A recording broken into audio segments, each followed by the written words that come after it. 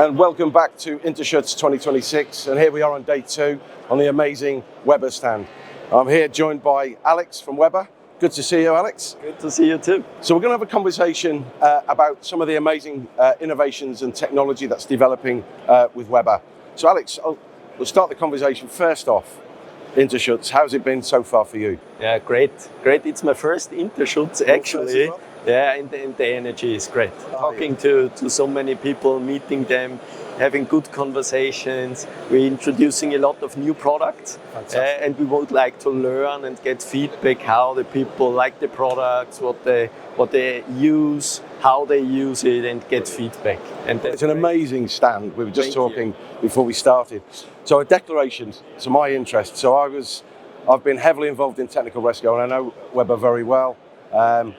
For our audiences, I was chair of the UK and World Rescue Organisation, so this is my passion, and I know you share that passion. And something I want to explore to start with, and you mentioned innovation. So Weber talks about smart, reliable innovation, particularly with the new smart OS tools. Just talk us through how those tools, how this has come about and how it's innovating. Yeah, absolutely. So digitalisation is a big topic within the fire and rescue business, and in 2022 at the Interschutz we were the first manufacturers who used digitalization to help technical rescue people with hydraulic rescue tools to do more, to have more safety, more reliability, and do their job faster. Just talk us through a bit more how that works in practice, because it's fascinating, I know. Absolutely. So we would like to improve the work of the firemen using the hydraulic tools. And first of all, the training is extremely important. People, when they're trained good, they can do their job faster, they know where everything is, and we have a lot of functionality in SmartForce OS.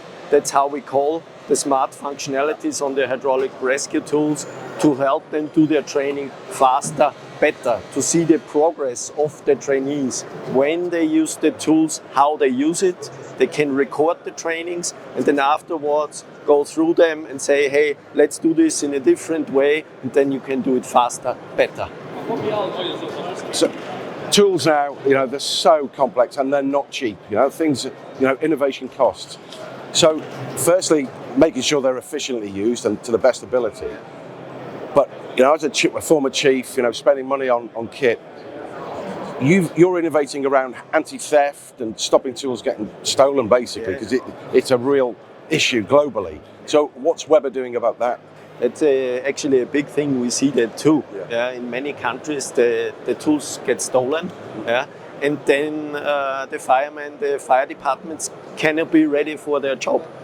So that's the big issue, the costs of the tools to replace them, but not being ready for operation. That's the biggest thing. And here we built in a localization of the tool, so we can track the tool, and you can define an area of your operation, and as soon as the tool is outside this area and is stolen, the tool is dead, is locked and cannot be used, and we can track the location then and get the tool back together with the police. So it's like mobile phone technology? Yeah, basically it is. We have LTE technology, GPS and Wi-Fi scan to locate the tool, send it back to the server and lock it. And these unique, technology isn't only technology about using it, it's making sure we don't lose it as well, Absolutely. Fantastic. I'm really conscious, and I've been retired from the fire service now for a little while, but finally, globally, the fire service is far more diverse. Our firefighters are far more diverse now, thankfully. And that means organisations such as Weber having to consider that.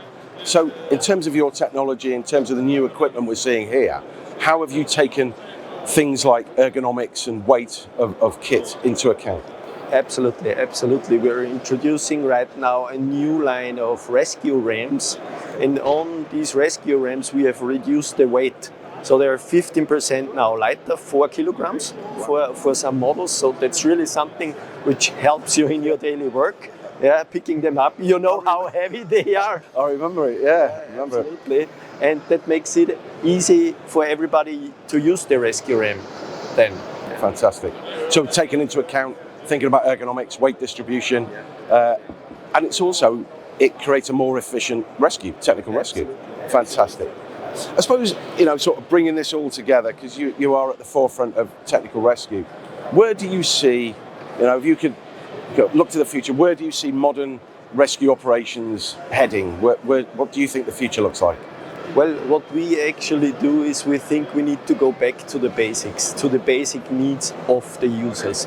It's about compactness, how heavy the tools are, how you use them. These are tools, you have them in their hand, and every improvement you do on the ergonomics helps you in your daily work, and this is where it all goes through. We have a lot of technology. Technology gives us a lot of opportunity, but you need to use the technology to solve the same problems, the same issues the operators, the users have, and that's where we think we need to use modern technology to solve the problems of the users in a better way. And it's putting the casualty at the centre of what we're trying to do, a more efficient rescue. Alex, it's been an absolute pleasure. I wish you every success, and have a fantastic rest of Interschutz. Thank you. Thank you, my friend. Thank you.